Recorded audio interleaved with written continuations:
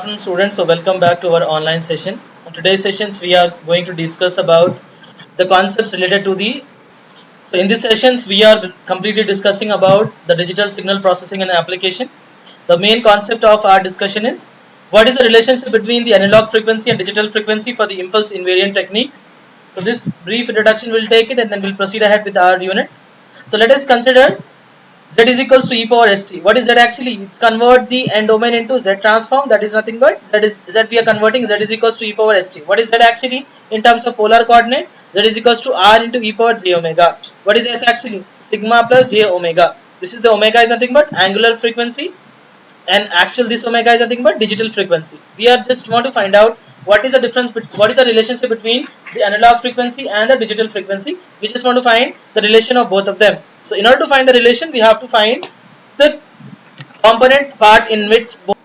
So here we do have a given analog transfer function, student. So what we are going to take, we just want to find h of z. It's given 2 by s plus 1 and s plus 2. So before that, what we need to compare, this is also z value, z transform e power st, and z is equals to r e power j omega. So based upon these two equations, since left hand side is having the z factor, so we are comparing the right hand sides and we are going to write that particular equation. So for triple E, for 6th semester, it will be definitely will ask in 2 marks, define and write the relation between analog filter and the digital filter with their frequency responses. That means we have to convert omega is equals to this angular digital omega is equals to analog omega into t, because as we compare e power, if you had e power a plus b, we can write what? If you compare these two factors, what I am writing, if you compare the like term, if you are comparing the imaginary term, in j omega is there, here j omega t is there. So that means by comparing the imaginary term, I got omega is equals to omega t.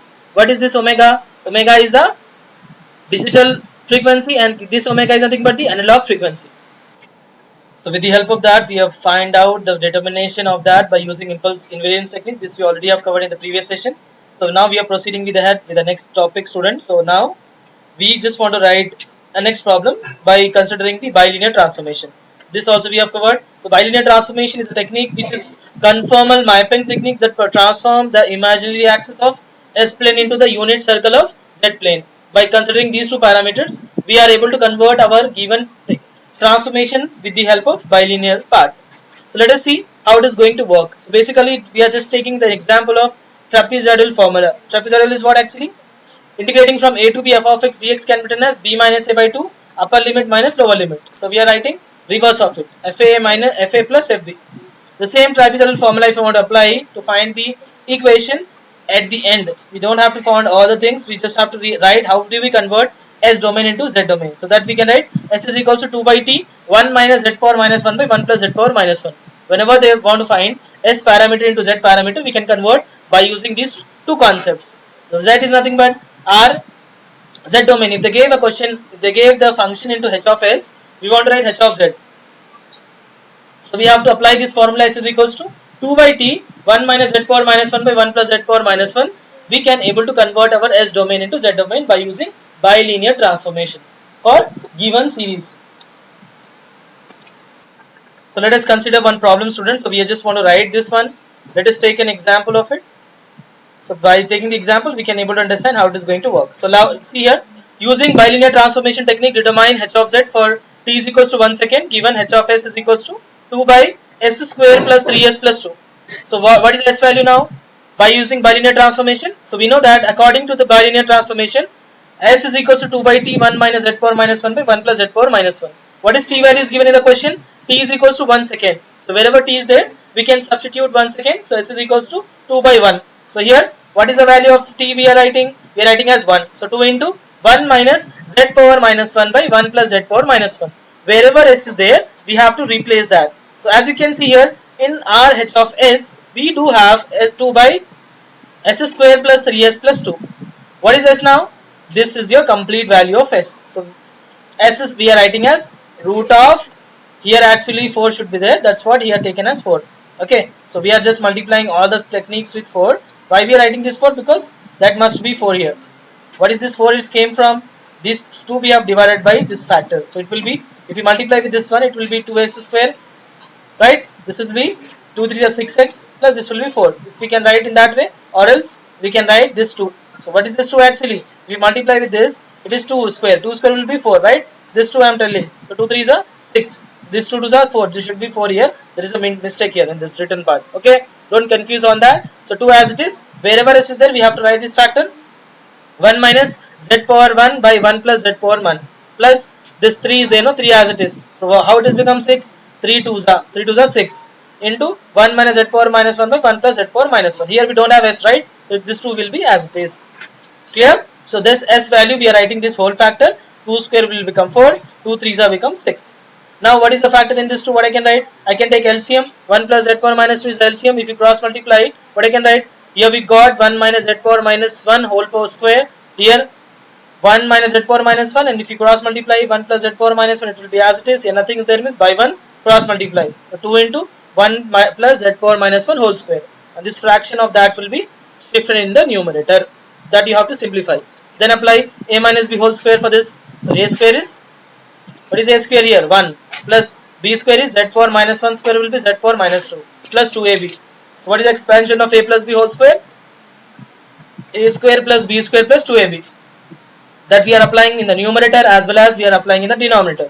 Next, a minus b into a plus b, we can apply a minus b into a plus b, we can write a square minus b square, right? So this is 1 minus z power minus 1 into 1 plus z power minus 1. I can write it as a square, that is 1 square minus z power minus 1 whole square. So z power minus 1 whole square I can write as z power minus 2. Similarly for the second factor, this I can write 1 plus z power minus 1 whole square I can write as, I can expand in the form of a plus b whole square, that is 1 square plus z power minus 1 square will become z power minus 2 plus 2ab, 2 into 1 into z power minus 1. So that I can write it as 2 into z power minus 1. So that we have replaced it. After writing this, after multiply with 4, 4 ones are 4 here, 6 ones are 6 here, 2 ones are 2. So 4 plus 6 plus 2 I can write as 12. Similarly, 4 2s are 8, 6 2s are 6, plus 6 and minus 6 will be cancelled, only we left with this factor. Clear? So now what is a power minus 1? 1 by a. So this I can write z power minus 2.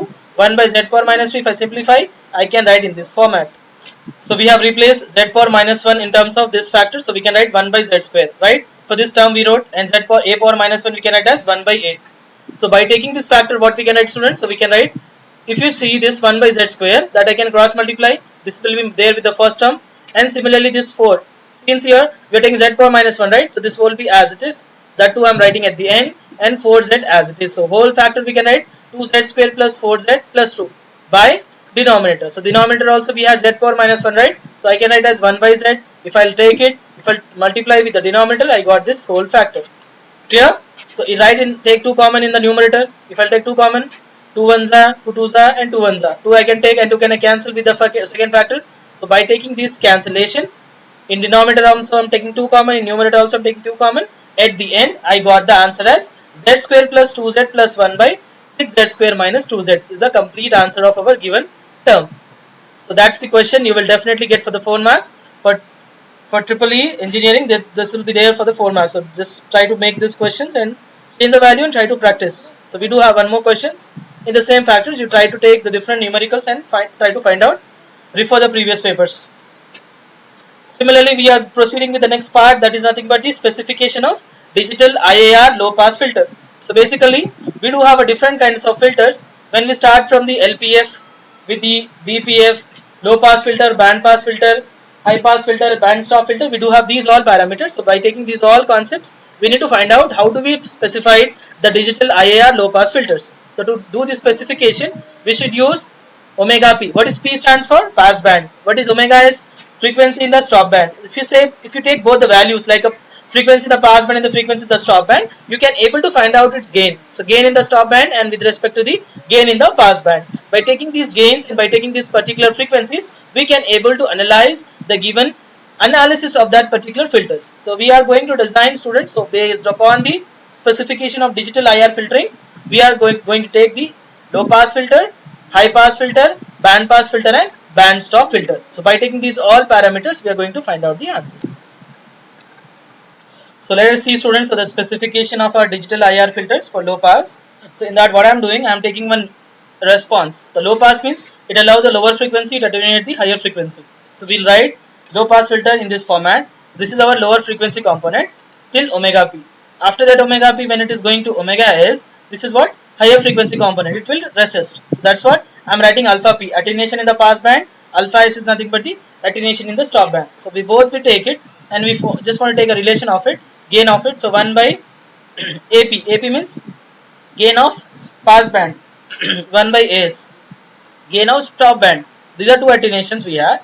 If you want to find attenuation in terms of our factors, so what is that factors we can write? We can write in that particular form. So what are the forms we have converting into it?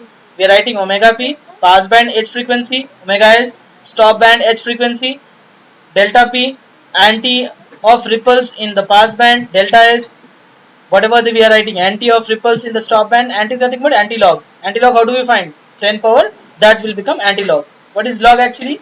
20 log base 10 of the given value. So this you need to know. Whenever we want to convert into decimal dB, we have to write 20 log 10 of given question formula. If you substitute both the values, we can convert our stop band attenuation and pass band attenuation in terms of your AP in dB and AS in dB.